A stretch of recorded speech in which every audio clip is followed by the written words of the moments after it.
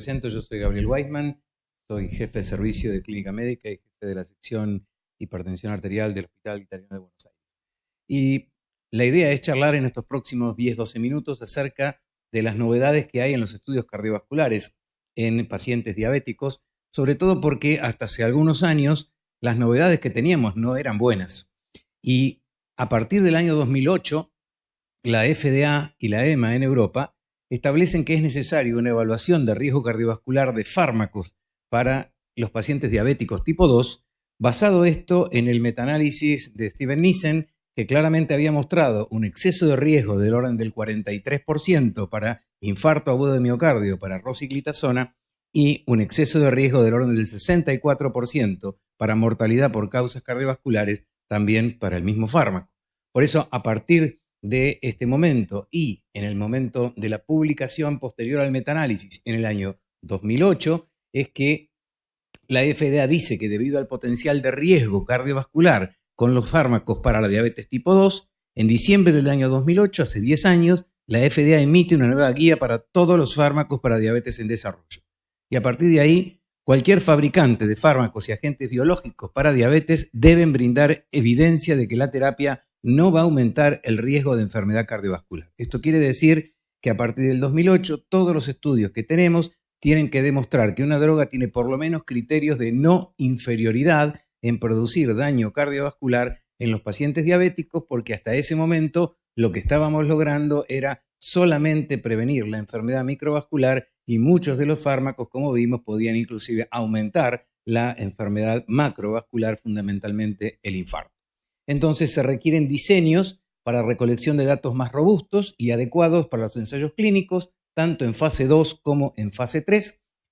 Como dije antes, no debe aumentar el riesgo cardiovascular en comparación con la terapia, con lo cual cada vez que se use un fármaco contra placebo, no va a ser solo placebo, sino todo lo que se le puede utilizar y dar al paciente que esté aprobado y recomendado por las guías, más la droga que está en estudio.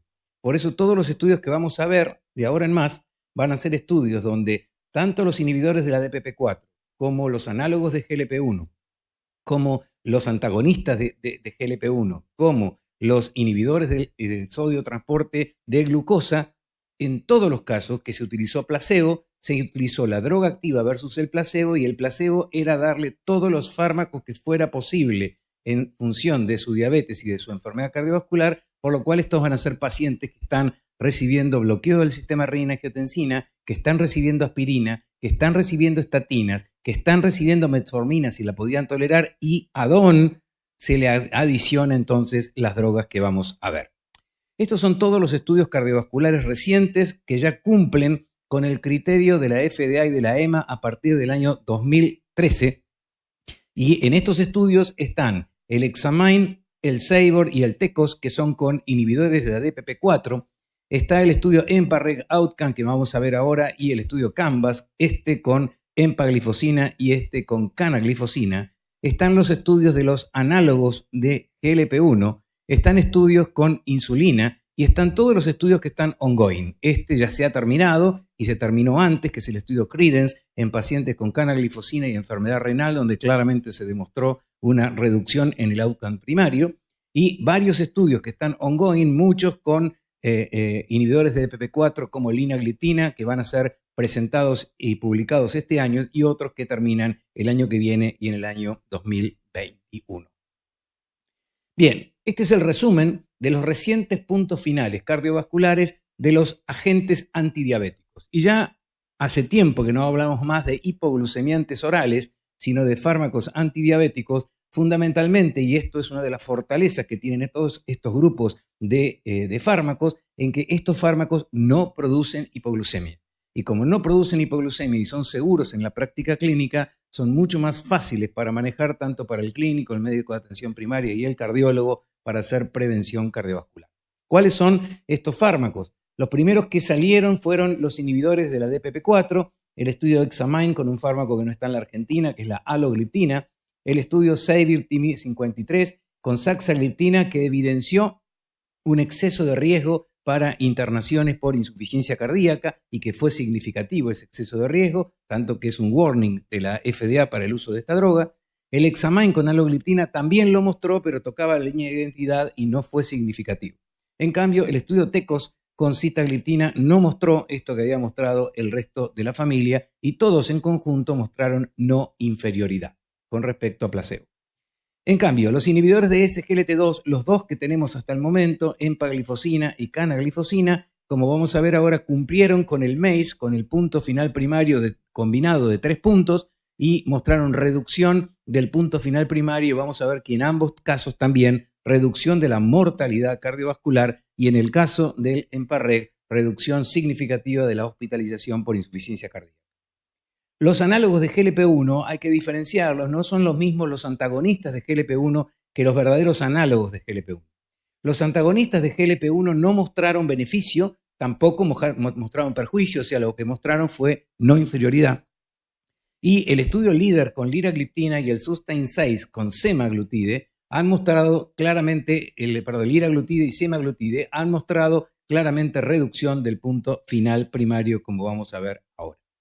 Estos son los 3 estudios entonces, el SABOR-TIMI53, el Hexamine y el TECOS, sitagliptina, alogliptina y saxagliptina, que mostraron no inferioridad en el punto final primario en los 3.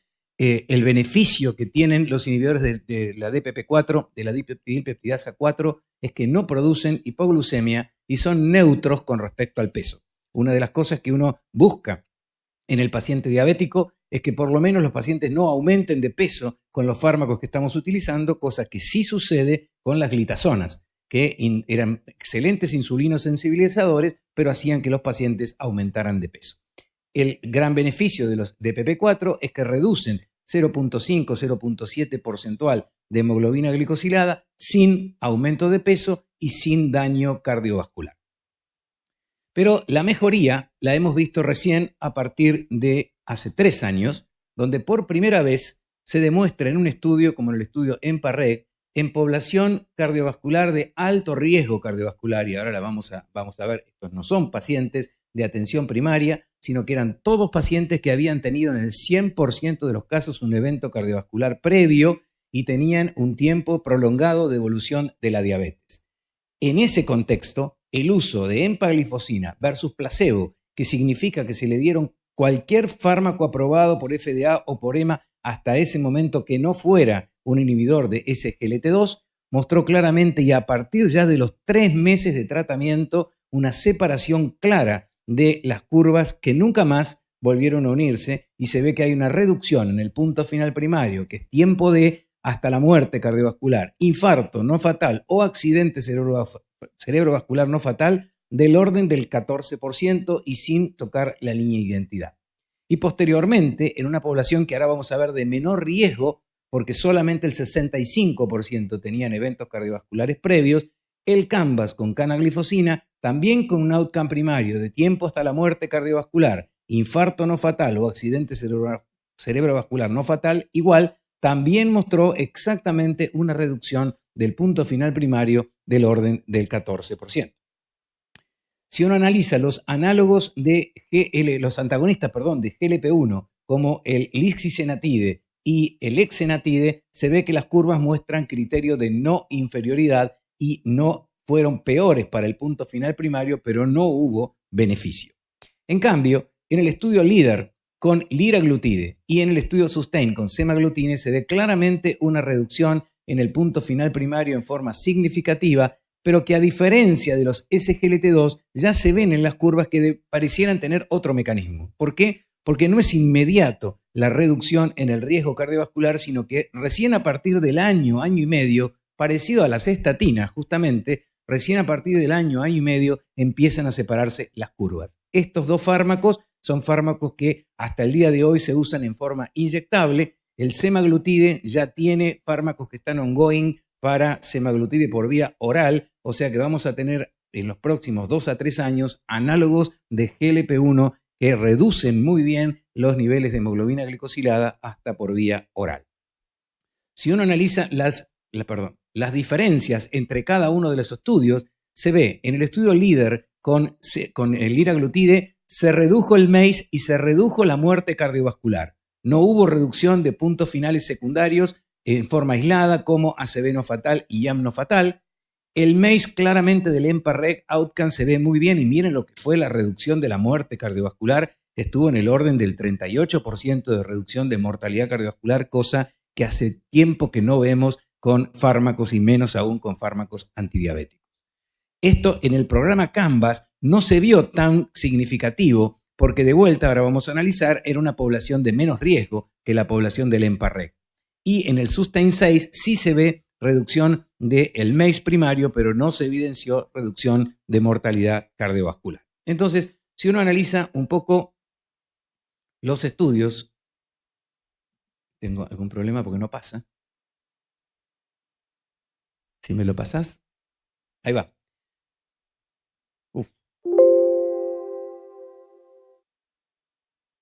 Bueno, uno puede comparar que son, en realidad, resultados similares con diferentes mecanismos de acción. ¿Por qué digo esto? Porque la empaglifosina, con este endpoint primario, que es similar al endpoint primario del liraglutide, vemos que, como yo les dije antes, que las curvas se empiezan a separar ya al cabo de 3 meses y esto recién se ve el beneficio al cabo de 12 meses. Uno se tendría que plantear entonces que los mecanismos de acción son diferentes y verdaderamente son diferentes. El inhibidor de SGLT2 va a actuar a nivel del túbulo proximal. Sabemos que hay receptores SGLT1 y SGLT2 en el riñón. Los SGLT1 fundamentalmente están en el intestino. Y cuando nació este grupo de fármacos, nació de la cáscara del manzano y la droga era la floricina. Esa droga, que era la floricina, se experimentaba en perros y los perros se morían por diarrea, porque lo que sucedía era que bloqueaban los receptores SGLT1 y no los SGLT2. La ventaja de los fármacos que hoy tenemos es que son selectivos bloqueadores de SGLT2 a nivel renal, donde la gran mayor parte de los receptores son SGLT2 y solo el 10% son SGLT1. Entonces, en el paciente diabético existe una sobreexpresión de cotransportadores de sodio-glucosa. Esta sobreexpresión hace que el paciente, aún con hiperglucemia y teniendo glucosuria, siga reabsorbiendo glucosa, con lo cual el mecanismo renal de reabsorción de glucosa en el diabético es permanente. Si nosotros bloqueamos esta reabsorción de glucosa, lo que vamos a tener es una diuresis osmótica con un incremento en los niveles de glucosa en la orina y una diuresis con natriuresis con incremento del sodio en la orina. Esto va a aumentar el volumen urinario inicialmente, va a hacer que haya una pérdida de volumen a nivel sanguíneo y también lo que va a hacer es que haya una pérdida de calorías que se va a perder a través de la orina. Y es fácil de chequear la adherencia de los pacientes a estos tratamientos porque los pacientes tienen glucosuria. Este es un mecanismo, pero no es el único mecanismo. Esto excede esta charla, pero no se explica la mortalidad cardiovascular solo por el mecanismo glucosúrico o por el mecanismo natriurético. Eso explicaría la mejoría en insuficiencia cardíaca, pero no explica solamente la mortalidad cardiovascular, porque la mortalidad cardiovascular se ha visto que fundamentalmente en este grupo de drogas lo que produce es una reducción de la muerte súbita. Y la reducción de la muerte súbita parece estar relacionado a mecanismos que tienen que ver con mayor utilización de cuerpos cetónicos por parte del miocardio o a mejoría en la relación de sodio-hidrogenión en el transporte a nivel intramiocardio. Los análogos de GLP-1 actúan por otro mecanismo.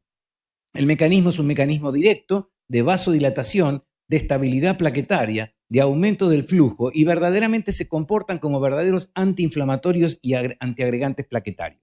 Por eso decimos entonces que de acuerdo al modo de acción propuesto, que es reducción de volumen, efectos hemodinámicos y metabolismo cardíaco, versus el modo de acción propuesto como antiaterosclerótico, como antiagregante plaquetario y como antiinflamatorio, es que uno produce reducción de eventos por reducción de insuficiencia cardíaca y el otro por infarto de miocardio.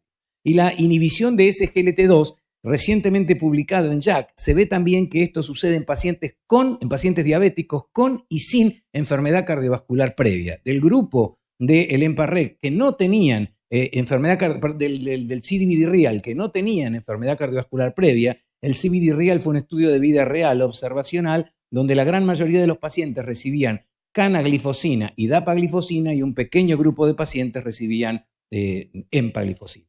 Y para ir finalizando, ¿cuáles son las diferencias entre el EMPA-REG y el Canvas? La edad de los dos estudios es la misma, la proporción de varones y mujeres es la misma. Fíjense ustedes que la hemoglobina glicosilada es entre 8 y 8.7, no es en pacientes de 10 a 11 hemoglobina glicosilada, donde lo que hay que hacer es iniciar con insulina, claramente. En estos pacientes recibían insulina a la mitad de la población, como corresponde, la mayoría recibían metformina, son pacientes con obesidad grado 1, tenían la presión arterial prácticamente controlada porque el 80 al 82% tenían bloqueo del sistema renina-angiotensina, o sea que los datos renales fundamentalmente que hoy están en boga en estos pacientes son bloqueo del sistema renina-angiotensina más inhibición de los SGLT2. Estos eran el LDL del colesterol que tenían y recibían 71-76% de estatina.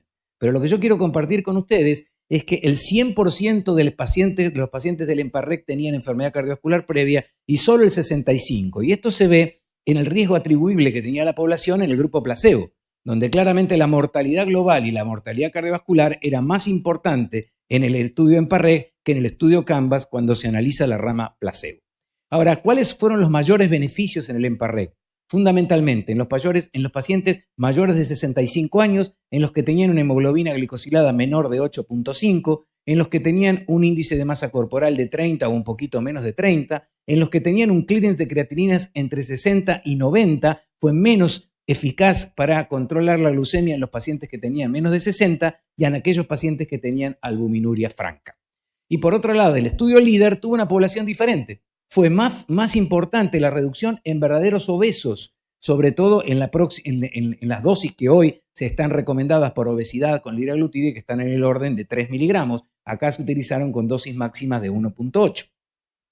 En población de menos enfermedad cardiovascular, de menos riesgo y mayor de 50 años, o sea, menos añosa, en población que tenía mayor insuficiencia renal y en población que tenía hasta enfermedad renal severa. O sea que no son los mismos pacientes diabéticos con enfermedad cardiovascular los que se benefician con una droga o se benefician con la otra.